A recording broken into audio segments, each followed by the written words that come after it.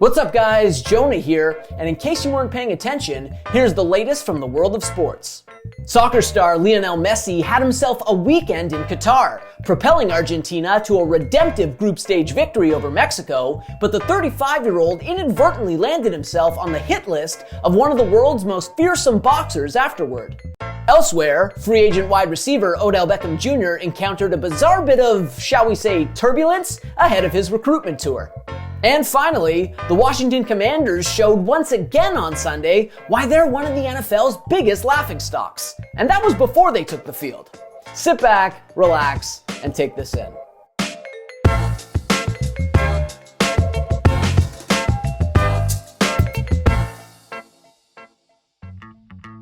There's no rest for the wicked or for Lionel Messi, the Argentinian superstar who couldn't stop generating headlines over the weekend. First, Messi helped his country get back on track at the 2022 World Cup following their shocking loss to Saudi Arabia, delivering his second goal of the tournament to help Argentina to a 2-0 victory over Mexico. That was only the beginning though. Shortly thereafter, reports started circulating that Messi was on the precipice of a seismic career move.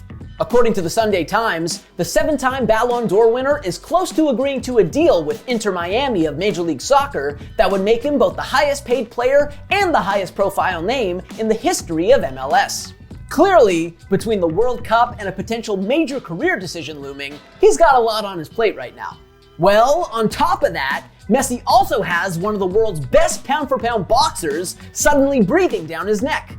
Apparently, Canelo Alvarez, the undisputed super middleweight champion who hails from Guadalajara, Mexico, felt Messi had disrespected his country during Argentina's locker room celebration following their victory over Mexico, a moment that was caught on video.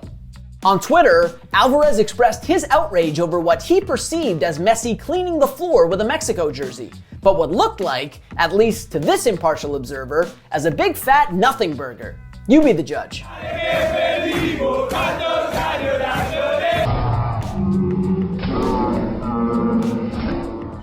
Yeah, that was the so-called affront that set off Alvarez, who also tweeted that Messi should pray to God that I don't find him.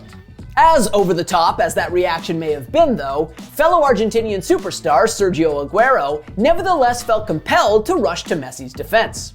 In response to Alvarez's indignant tweets, Aguero told the fighter not to go looking for problems, and explained that jerseys always end up on the locker room floor after matches, and that Messi's allegedly disrespectful gesture was clearly inadvertent. I suppose, though, that when you're Messi, trivial moments like this can get messy. Speaking of messy incidents, NFL star Odell Beckham Jr. recently found himself involved in one at the Miami International Airport. The bottom line was that the free agent wide receiver, who's reportedly slated to visit with at least 3 interested teams in early December, was removed from an American Airlines flight from Miami to Los Angeles early Sunday morning. But that's where the facts end, because the circumstances that led to Beckham getting booted off that flight vary greatly depending on who you ask. According to the Miami-Dade Police Department, officers had been summoned after the flight crew became concerned for a passenger, Beckham, who appeared to be coming in and out of consciousness as they attempted to wake him up so he could fasten his seatbelt pre-flight. The police arrive. They ask Beckham to get off the plane. He says no. So they end up deplaning everyone, at which point Beckham was escorted off by police officers. That's one side of the story. However, according to Beckham's lawyer, it didn't actually go down like that. In a statement, Beckham's lawyer said that the receiver had simply fallen asleep with a blanket over his head prior to takeoff, only to be woken up by a flight attendant telling him he had to get off the plane for refusing to put on his seatbelt. Beckham responded by saying that he was asleep and that he'd put on his seatbelt now. It was too late though, according to the quote, overzealous flight attendant, who, as Beckham's lawyer put it, insisted on removing everyone from the plane instead of simply allowing Beckham to put on his seatbelt and proceed with the flight.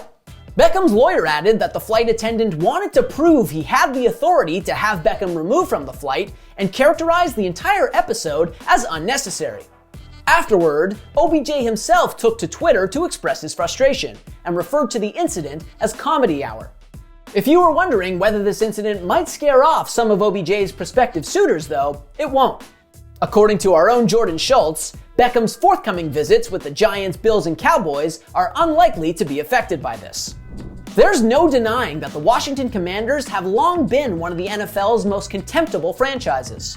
Between their on-field irrelevance and the consistently boneheaded or downright abominable leadership from much reviled owner Dan Snyder, they've been a disaster for more than 2 decades now.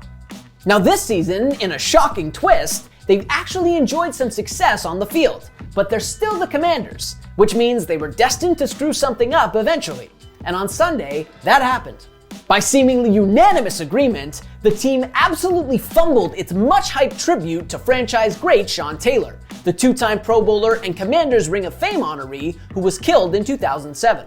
The unveiling of Taylor's memorial at FedEx Field on the 15th anniversary of his death revealed nothing more than a wire mannequin sporting a mismatched Taylor uniform with an anachronistic Nike jersey and Reebok pants.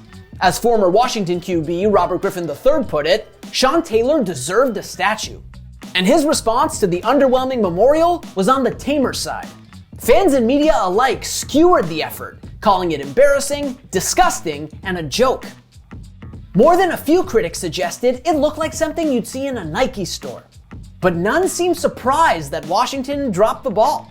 I guess when you're defined by ineptitude for as long as this organization has, disappointment becomes the expectation.